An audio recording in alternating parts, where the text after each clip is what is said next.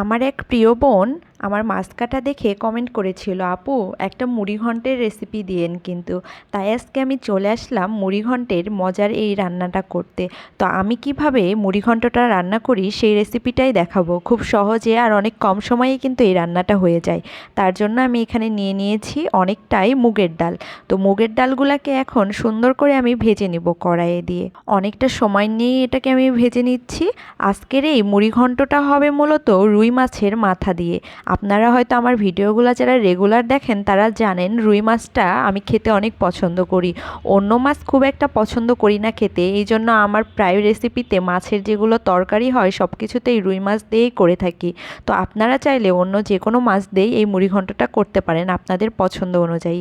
তো আমি এখানে খুব সুন্দর করে এগুলাকে লাল লাল করে ভেজে নিচ্ছি।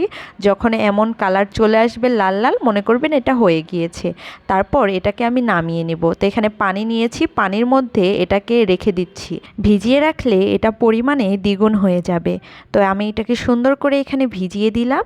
এখন আমি চলে যাব আমার রান্নাটার দিকে। তো প্রথমেই এখানে আমি মাছের মাথাটাকে তেলের মধ্যে দিয়ে খুব সুন্দর করে ভেজে নিব। খুব একটা কড়া করে ভাজার দরকার নাই, হালকা করে একটু আমি এটাকে ভেজে নিচ্ছি। শুধু হলুদ দিয়ে আর লবণ দিয়ে মাখিয়েই আমি মাছের মাথাটা ভেজে নিচ্ছি। পরে আবার এটাকে কিন্তু কষাবো।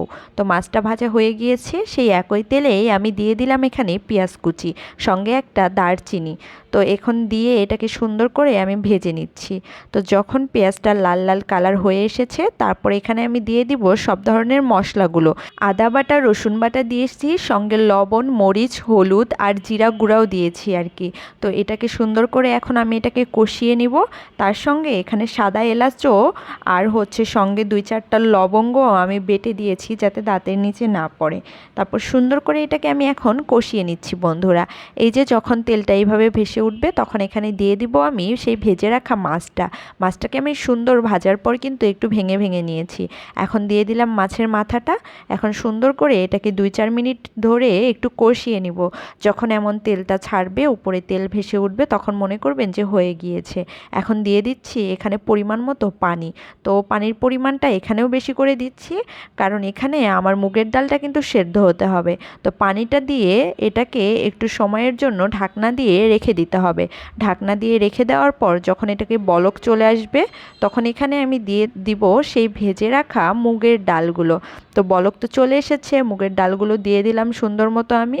দিয়ে দেওয়ার পর আরেকটু ভালোভাবে নেড়ে চেড়ে দিয়ে এটাকে আবারও অনেক সময়ের জন্য ঢাকনা দিয়ে ঢেকে রাখতে হবে, যতক্ষণ না এই মুগের ডালগুলো সেদ্ধ হচ্ছে। তো 5-7 মিনিট পর চলে আসছি আমি আবার। এই তো এই পর্যায়ে এখন আমি একটু টিপে টিপে দেখতেছিলাম যে সিদ্ধ হয়েছে কিনা মুগের ডালটা। মাশাআল্লাহ খুব সুন্দর মতো সিদ্ধ হয়ে গিয়েছে। এখন আবারও এটাতে একটু কাঁচামরিচ কুচি দিয়ে দিলাম। দেখতে পাচ্ছেন কত সুন্দর লাগছে আমার রান্নাটা। কিন্তু আমি রান্নাতে যেহেতু এখানে লাল মরিচ খুব একটা বেশি ব্যবহার করিনি, এই জন্য আমার রান্নাটা অনেকটাই হলুদ হলুদ কালার হয়েছে। কিন্তু এই তরকারিটার স্বাদটা অনেক মজার হয়, এত পছন্দের আমার। যে কোনো মাছের তরকারির মধ্যে এটাই আমার সবথেকে ফেভারিট একটা রান্না।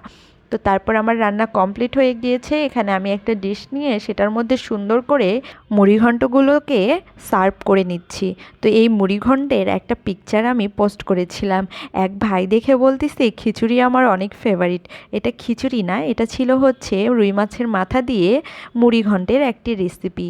এই রান্নাটা যে একবার খাবে সেই রান্নাটার ফ্যান হয়ে যাবে। তো আজকে এই পর্যন্তই। আল্লাহ হাফেজ সকলকে।